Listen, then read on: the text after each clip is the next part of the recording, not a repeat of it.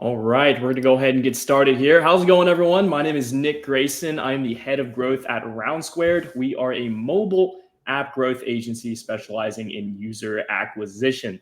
Today, I'm joined by a great friend of mine, Mr. Derrick Surratt, founder of the federal forecasting app. So it's actually estimated that the government will spend around 113 billion. That's with a B on contracting professional services in 2024. So Derrick created this platform that consolidates all of the government's future contracting opportunities and related information in one place. Pretty cool. So Derrick, to kind of kick us off here, why don't you give everyone a little bit of a background about you, and then we'll dive into your journey and what led to creating the app. Hello, everybody. My name is Derrick Surratt. Sorry about that. My name is Derrick Surratt, and I got this other video going in the background, so I apologize. I'm trying to exit out of it, so I don't hear doubles. All good, man. Okay, here we go. Uh, I'm from Pine Bluff, Arkansas. Graduated in 2000. So I graduated high school in 2000. Joined the Army 2 days after high school graduation. From 2000 to 2008, I was in the service. Spent 5.5 years active, 2.5 Army Reserve. My job title was transportation. I was a truck driver. So stateside, it was cool. In Iraq, we kind of did everything, pulled a convoy security and did a lot of crazy stuff like that. When I ETS got out of the service, I went to work for a car dealership. I'm just going to sum it all up. I went to work for a car dealership while I was in college, and I was applying for multiple federal jobs. So as I was going through that process, everybody kept telling me you don't have enough experience. So I was turned down by multiple jobs with the VA. I couldn't buy a job, man. So I went through the voc rehab process. When I got my degree, came back and said, all right, cool. Now I want to become a police officer with the VA. They said, you know what? You have your degree, but you still don't have the experience. So they offered me a job in laundry. I said, man, I make more money than that sitting down. At that time, I was 100%. And I'm still 100% permanent in total from VA. So it was a turn, I was kind of trying to find myself and find my way. And over the years, I just ran across this guy. Call him TK. He was I put my kids in the private school here in Little Rock, and I ran across TK. My son was cool with his son. And he got to ask me, hey, man, why aren't you federal contracting? At that point, I didn't know anything about it.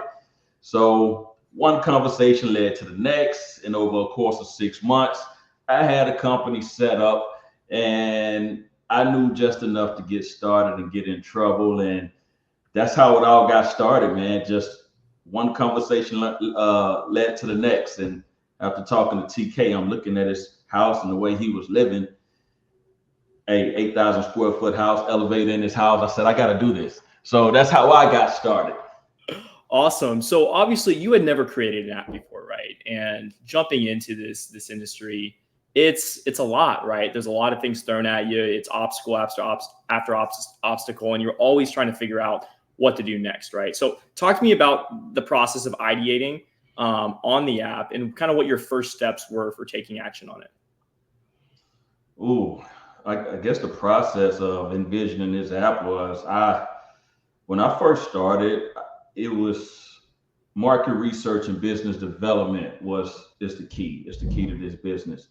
Understanding where to find the opportunities, how to get in front of the opportunities, understanding that each end user have their own office of small business disadvantaged utilization office in their own website. So you can go to about 40, 50 different websites, and everybody has something different. So I was talking to my SBA point of contact, and I asked her, was there software for it? And she said, no. That was about 4 years ago. And she said, somebody need to create one. So that's where it all got started. It took about 3 years to generate enough revenue to start that process. We launched in November, and going through this process, man, it's like flying a plane in 10,000 feet. And you're putting the plane together at the same time. So it's like you're learning as you go. Well, for me, it wasn't a blueprint. So I'm still learning. Nick, you know, we talk about this all the time. You say, hey, Derrick, this doesn't make sense. And then I'll go back to the drawing board with the team. And you see where we started months ago, how the team was so small. And I just sent an email out to you. Now the team has grown, right? Oh, yeah. So it's a process to it. And the federal forecasting app was created to provide the OSBDU personnel websites under one umbrella, one ecosystem. Also have the members to be able to register, upload their capabilities, their next codes, their locations to where now they're visible to where end users will be able to see that if they're on the platform. There's also a space for prime vendors. So there are prime vendors out there that have billion-dollar contracts, $100 million contracts, and they have SBA required subcontracting plans. So if they have to subcontract, I want to say between 23% and 30% out to small businesses, they have the opportunities to get involved within this ecosystem and have sub admin access to where they can view all the members' capabilities on the platform. So I want to say there's opportunities for everybody within this platform. Yeah, no, definitely. Before we kind of dive into what the development process was like, I'd like to pick your brain a little bit on kind of who this is for, right? I think half the battle in the marketing of this is obviously getting this in front of people who already are looking for these types of opportunities, and then the people that don't really know that these opportunities are even out there. So who are these opportunities for? I know there's a lot of categories that, you know, government contracting falls into. What are some of those, types of people, types of industries that this can apply to? And what are the opportunities that are out there for them? These opportunities are out there. These opportunities are for anybody that has a business. If you have a business, you can do work with the federal government. The federal government buy paper clips, toothpaste, everything. So if you have a business and you want to support the federal government, their money run long and they do not run out of money. My emphasis is on the disenfranchised community.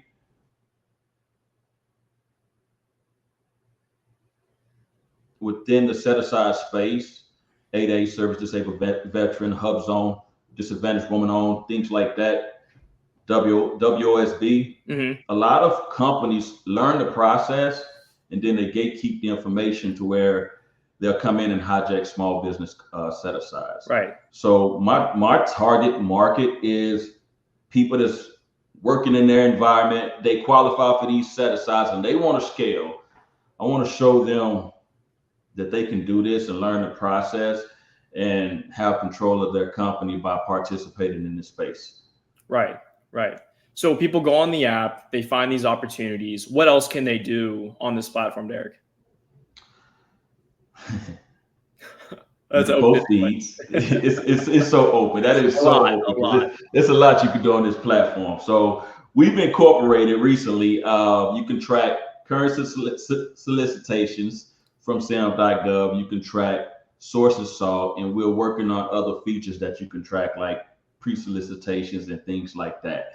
You can post feed. You can build groups. You can collaborate with other individuals there. You can view other individuals' capability statements. If you're on the platform, upload your capability statements so you can become visible. Other people is looking at you. There's a ton of people on there looking at your capability statement. You might have a service or an offering that somebody else might need for an upcoming project or a bid, and they'll reach directly out to you. So make sure that your NICS codes are correct within the platform and that you're visible. We also have in-app video conferences. Like, you can pretty much do this within the app if you are a member of that platform.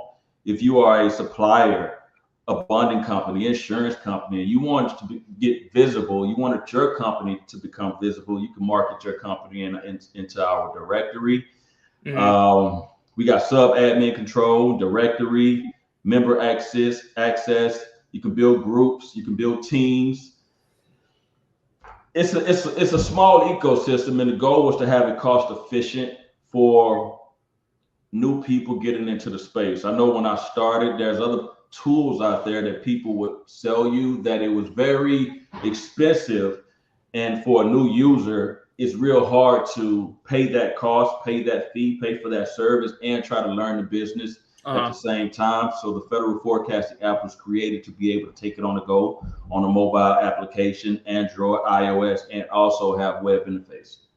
Awesome. How often is the app updated with new opportunities? Like, how can a contractor get the most value out of this app? Do they need to be refreshing it daily, seeing what new opportunities are out there? What does that look like? So that's a loaded question. That's twofold. So with federal opportunities, those are updated daily. Those are updated daily. Is a certain amount that we can pull in. With the categories as far as OSBDUs, their profiles are updated automatically, but I have to go in and manually upload the forecast. Now, within the federal forecasting app, you can go to the OSBDU website and you can download and get the updated forecast. But some people like to scroll and just click of a button, see the PDF format or the Excel format. So then I'll go in and upload that myself. So right now I am currently uploading. I've already gotten through Army, DHS, Department of Education, Department of Interior, and I'm working my way down, and I'll work my way down through NAVFAC and Marines throughout the rest of the week. I also want to let you guys know that I am aware of the lagging issue. So tonight, my team will be uploading from GoDaddy into AWS. So if you try to get on late tonight and it's a 4-hour lag period, that's because we're offline and we're uploading into AWS today. And to answer your question, Nick, about the pricing format, we are changing that to where it's more visible, more understandable. And then we are working on more of a user experience to where it's going to be bullet points to show people, okay, how to get started. This is where you go for this. This is where you go for that. So all of this is happening right now. And then, we're also working on a new design that'll be happening at the end of the month. So we have a lot of things going on with the federal forecasting app right now. Very exciting. Very exciting. And I know a lot of other app founders out there can definitely resonate with you on constantly making updates, right? Working with your development teams, your design teams, your user acquisition teams to make sure everything is cohesive, right?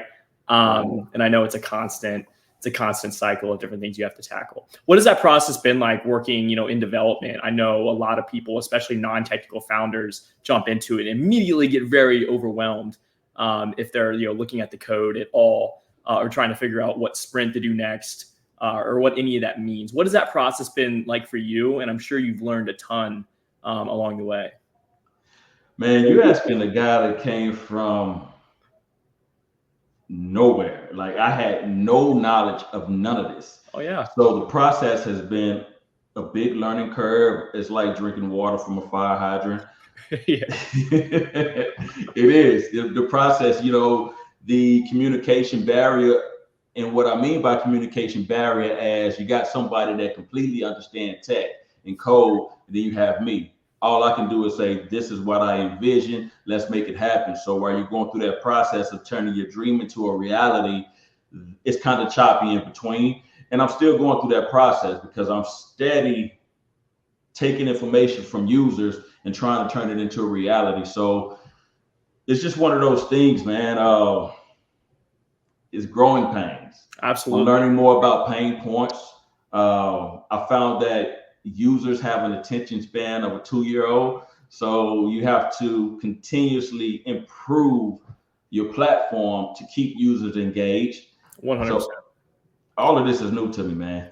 I want to pick apart something that you mentioned there because that's a great point. A lot of founders that I've seen will dive straight into development, start working on all the gadgets and gizmos, right? All the shiny features that they want their app to have, right? But the problem is that they do this before they get their user feedback, right? Because ultimately it's a feedback loop. You build your MVP, right? Your minimum viable product, and then you start getting users, and then your users inform your product strategy along with your marketing strategy. So it sounds like that you've got a decent amount of feedback from your initial user base that's informed your next steps for enhancing your product. Is that correct? Correct. Gotcha. And it's crazy because I kind of jumped off the porch real fast. I didn't really have a finished product, but I started going to these industry days and I started getting booths and I started presenting. So people would come by my booth and then they would ask me, well, do you have these capabilities? I would like to see these features. And then we would take that, go back to the drawing board. Now, mind you, November we launched. It hasn't been a year yet. So from November to now, we've scaled exponentially as far as in the functionality of the app. What you're saying, people get out there and put things together without having I'm doing it now. You know, we have 41,000 subscribers on YouTube, and I'm still putting this thing together. So I believe the way we have the app right now and the way it's going, we can make changes probably for the next 5 years and still have room to grow. 100%. Man, so you mentioned, so you have 41,000 subscribers on YouTube? 41,000. Wow. So talk from January to now. Yeah, talk a little bit about that. Talk about what it's like being a founder, making your own video content. Because there's a lot of people out there, Derrick, that don't really want to make their own content, right? Obviously, there's always going to be the UGC approach, hiring the influencers to go make the content for you, to promote the product, but it's always never going to be the same as being a founder-led content strategist, right? So actually making your own content, building a following, building that brand, especially in a place like YouTube. So what's that process been like? And can you kind of break apart how you create your content, how you script it out, how you kind of segment that to stay on top of it with everything you have going on? Because you're an extremely, extremely busy guy. So I don't know how you squeeze that into your schedule. So for those of you that don't know, I am actively participating in federal contracting. DV Solutions LLC is the parent company. Federal Forecasting App is the DBA. And DV Solutions, what we do is we still get out there and do work with the federal government under our set-asides.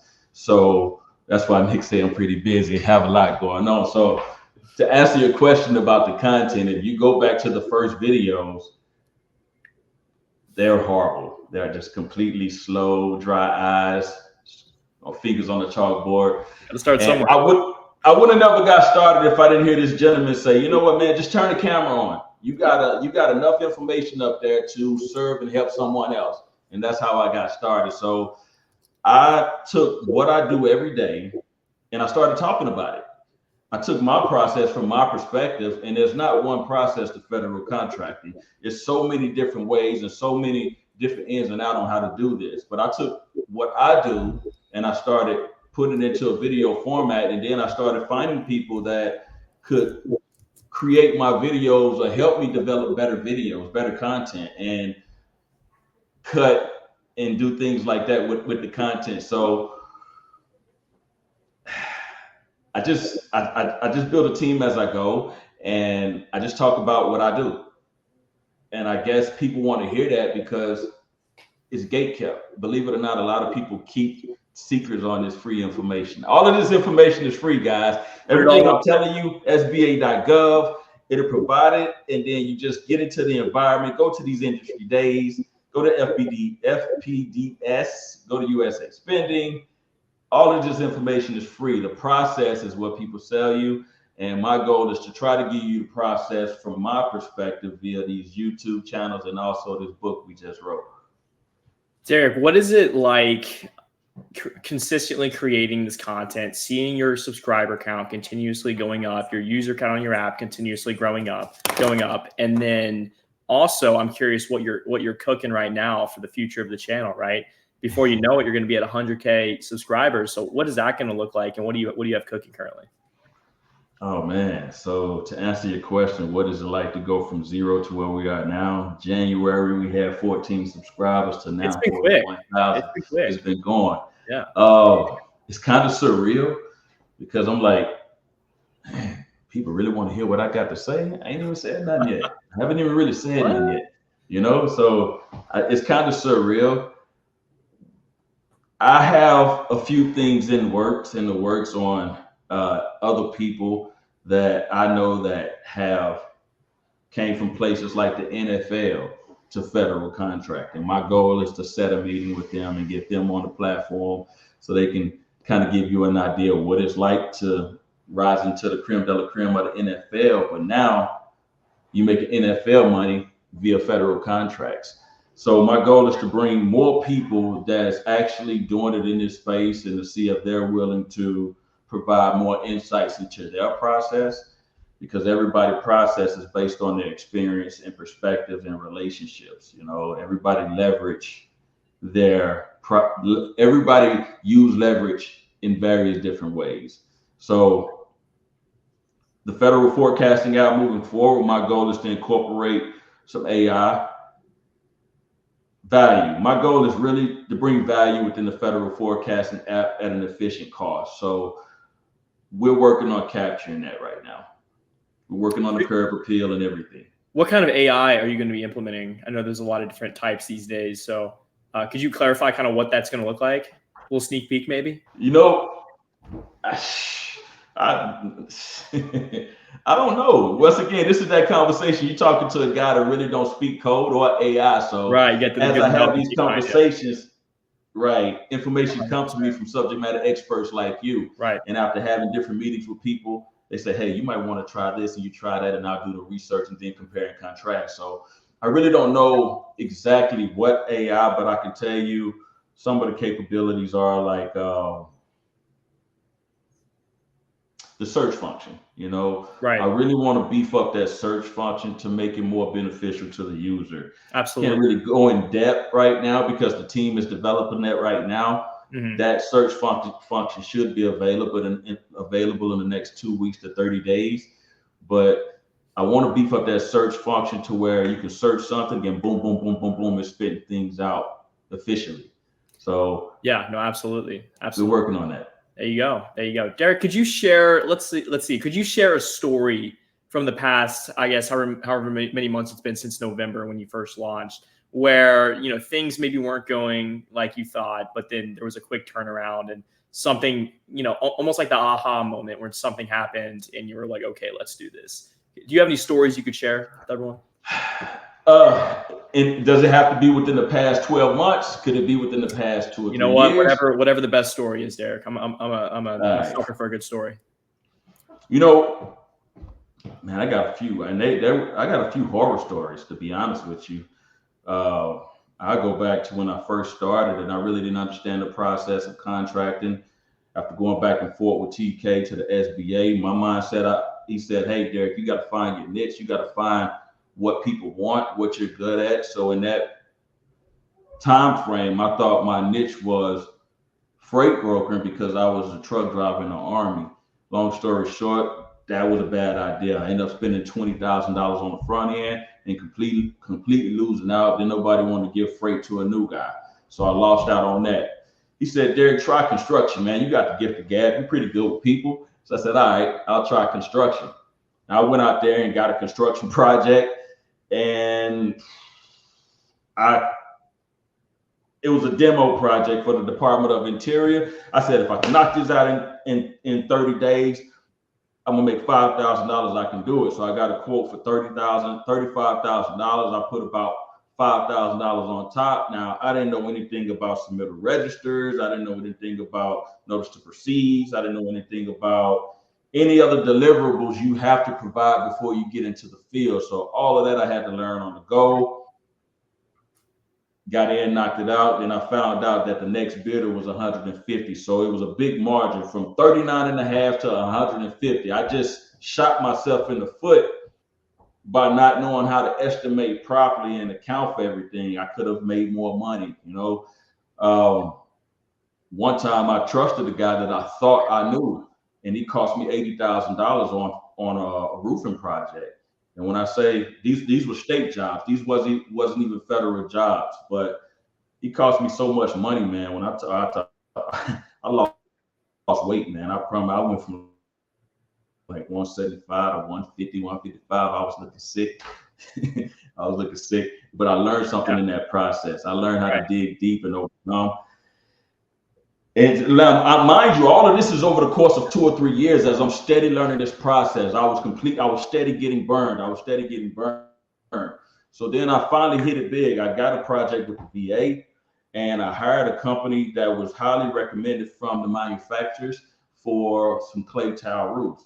With this company that I hired, they specialize in getting the job done, but I didn't know that the people that they used wasn't legit, i.e. they couldn't pass certified payroll. So I hired this company. I get them on site. We're about to start, and then there's only one guy. with an American ID. Everybody else had consulate of Mexico IDs. So I had to pivot. I had to get on the horn, find people to knock this job out, and I found the local crew. I adapted, I overcame. The VA worked with me, and we got in, knocked that job out, and I built a relationship with the customer, the end user, and I picked up a really good crew. And I still happen to manage to make $250,000 on that job. That was an aha moment. I said, wow, you can make this type of money in the federal government. You can make real NBA money with doing projects for the federal government. So I was sold. I was sold. So then I started bidding more and I started winning. Then I found I wanted to start doing work with the FAA. The FAA said, Derrick, you don't know how we work. So in order for you to work with us, you got to go out there and work with some of our primes. So they gave me a point of contact with a prime. Man, I enjoy working for that prime. That prime gives me a lot of work. Not really give, I earn. I bid the jobs, but we are pretty good with packaging everything the way they want it seen. So we're very competitive and we bring value. So when you bring value, sometimes you can win jobs based on value versus LPTA, which is lowest price technically acceptable. So now I get job opportunities all the time without even looking. It just comes to my inbox now because I've set myself apart by being a valuable client. So we do a lot of work with the FAA via this prime vendor. Parsons, get registered with Parsons. They have a lot of work. And if you are a valuable subcontractor, they'll keep work in your inbox. Then I messed around. I'm gonna tell you what consultants, don't get mad at me for saying this. I know there's a lot of good consultants out there, but it's a lot of consultants out there that like to hijack people's set-asides, man, and don't teach people the process. So I ran across this consultant, man, and I brought him on as a team, and we was going to work, and we was going to split profits, and I already knew the process, but I needed somebody to help me with the capacity because I was getting a lot of opportunities at the time. Mm-hmm. And he kind of came in and flipped the script, and then I found out that this guy was trying to run this game on me. It's like, well, if I go out there and get you $1 million project, I'll give you 10% up front. That's better than what I'm giving other companies. I'm giving other companies 5%. So, okay, he gets you $1 million project and he give you $50,000 up front. He's going to go out there and make 35 to 40% because he got to cover his overhead. So he'll probably make $400,000, and he has no skin in the game because most consultants that work like this, they want to run everything under your umbrella. They can't do a subcontract or consulting agreement with you because it's kind of that gray area. So they run it through your company like they work for you. They don't have a bond back when things go south. So your bond is in jeopardy if they were to pull away. All you make is $50,000 on this job. You're not learning the process because they're running everything. They're moving things around. They're doing deduct modifications. They're doing a whole lot of stuff. They're not really teaching you the process. They're hijacking your set aside. Just say if you're an 8A contractor, you got a 9-year project, they have the relationship with the end user.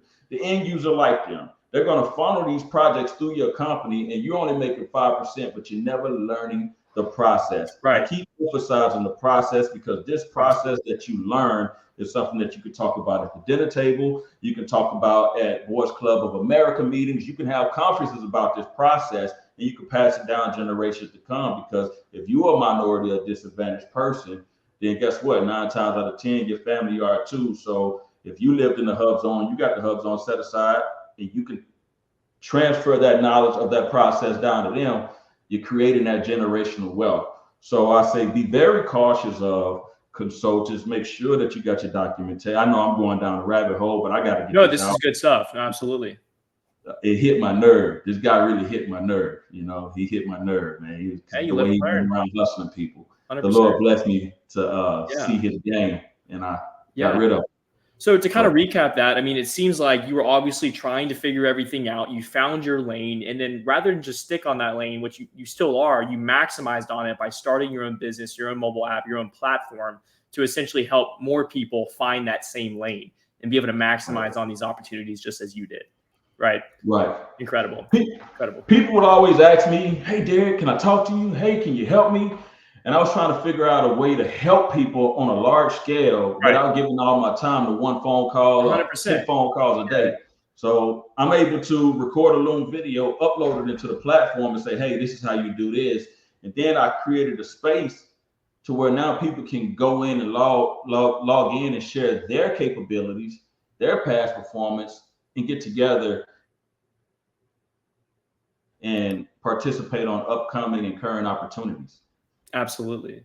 Absolutely. Derrick, do you have any insights for, let's shift it back over to the app space in general. There's a lot of founders out there who are just getting started, right? Maybe they're 8 months behind you right now, right? Maybe they're still in the development phase or getting ready for launch, not really sure what to expect. What advice would you give to them? And let's say they're non-technical and don't really understand a lot of the development or what's going on. I'll say call Nick Grayson. I'd say that too. Call Nick, call Arena, call Patrick. You know, my advice to you is to get on YouTube, man. You can find anything on YouTube, and there's a ton of people out there that has valuable tools to help you get going. But the biggest thing is confidence and knowing your capabilities. And if you don't have the capabilities, place yourself in that environment to where you can acquire those capabilities. We didn't come out the womb running. You know, we had to go through a process of falling down and getting back up before we started sprinting.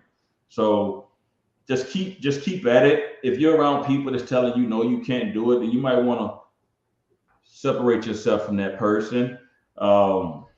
Just keep at it. You know, I don't watch much TV. You know, if you're a person that watch TV, I would highly suggest you spend more time diving into your craft and doing research, read books. I found that people in the past, 100 years ago, they had it figured out. They had a process, and you could take that process and apply it to today's situation.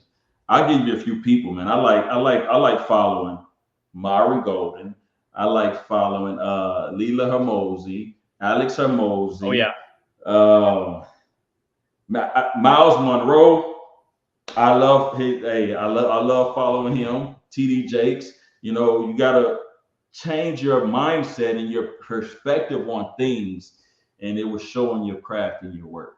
All right, Derrick, two things out of that I want to pick apart. You mentioned, let's start with the tools. You had mentioned, before you mentioned confidence, you had mentioned the tools that are out there to be able to grow, right? What are some of the tools that you're using for, it could be content creation, project management, a CRM, anything that you're using that helps you stay organized and keep pushing this thing forward? Ooh, you asked me a loaded one because I'm horrible at staying organized. That is just not my thing. That's not my thing.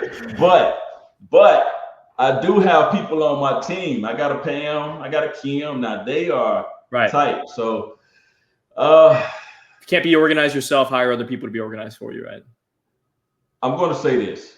I got a Nick Grayson in Round Square. I got Arena and Patrick. I got a Pam. I got a Kim. You know, and I just added on Miss Orinthia with MetaConnects. And what I like about MetaConnects is that it's a platform that you can put everything under it, and you can manage and you can see. Is it like a project management tool, or like what exactly is it? Like, what are you storing on the platform? You'll be able to track all of your data, metrics, emails, funnels.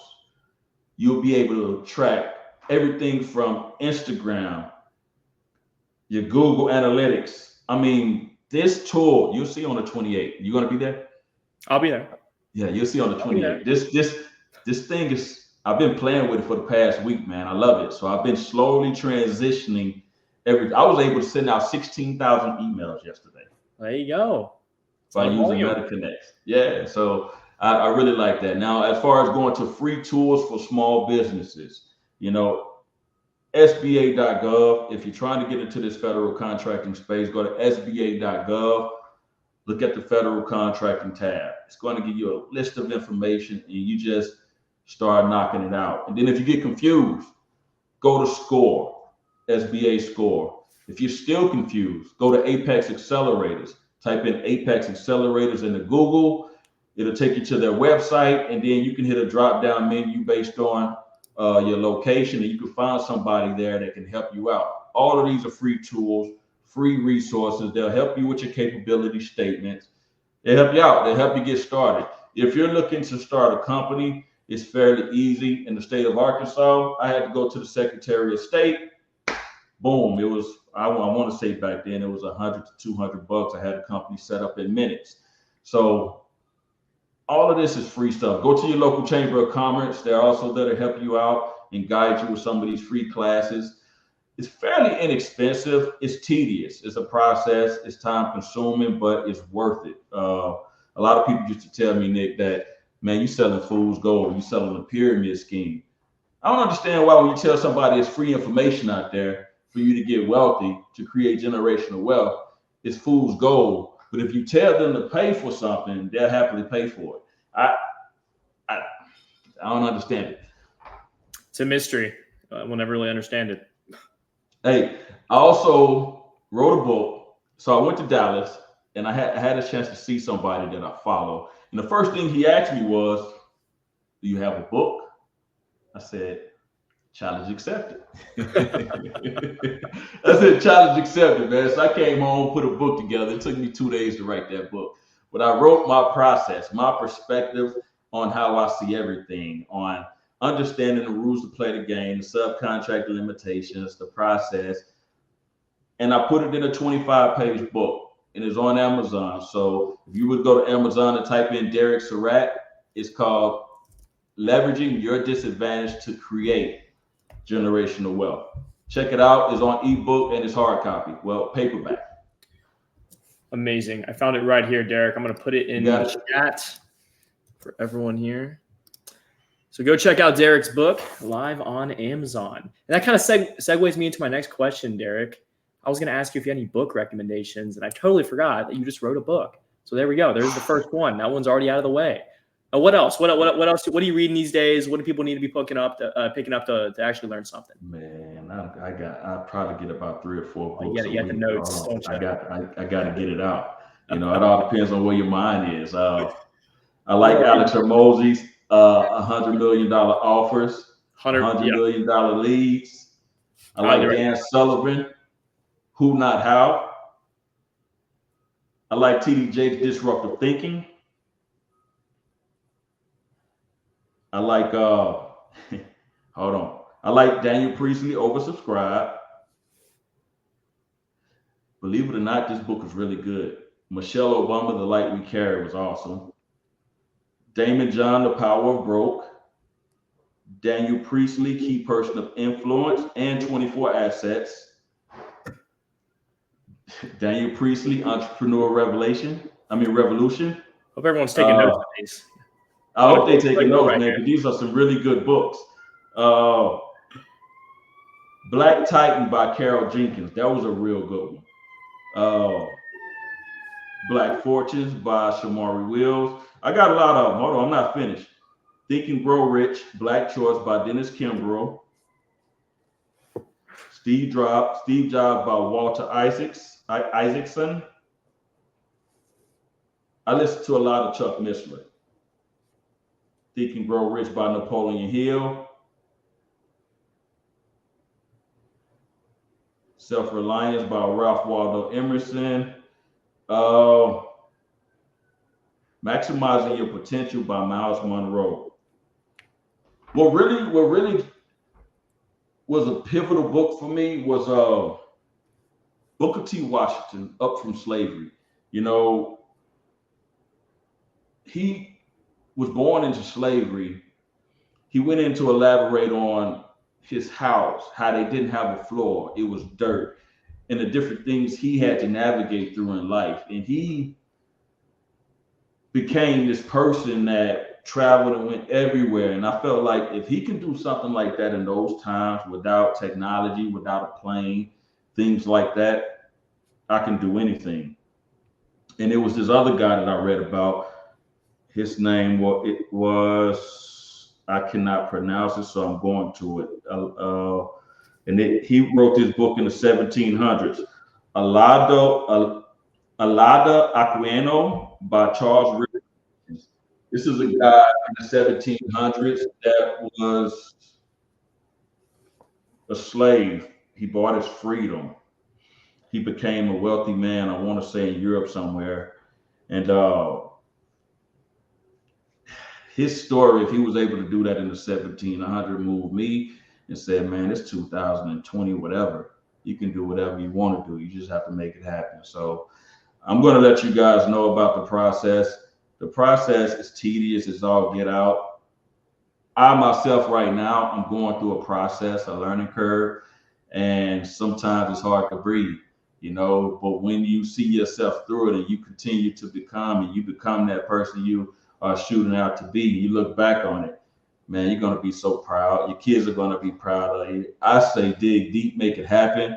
Don't make excuses.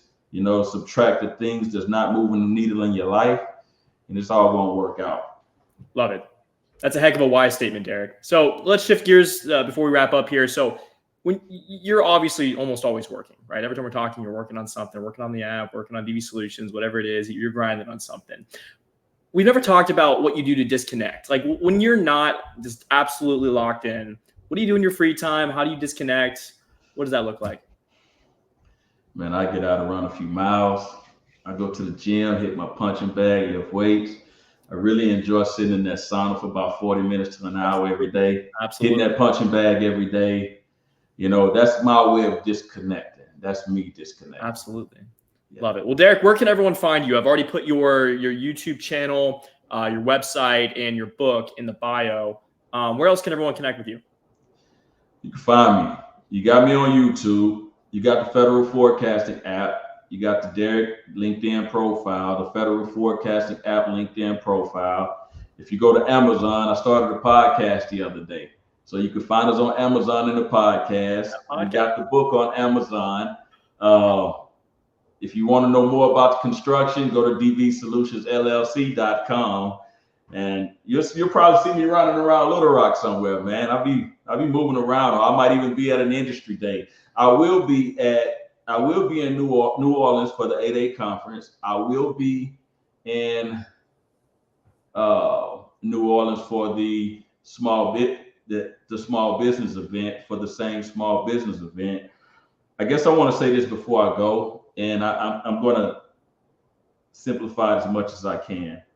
Imagine getting your hair cut and going to a barber, right? You trust your barber. You're not going to let everybody cut your hair. I had a guy put my hairline way back here one time. It was way back here, man. I was sick. I didn't want to go out in public.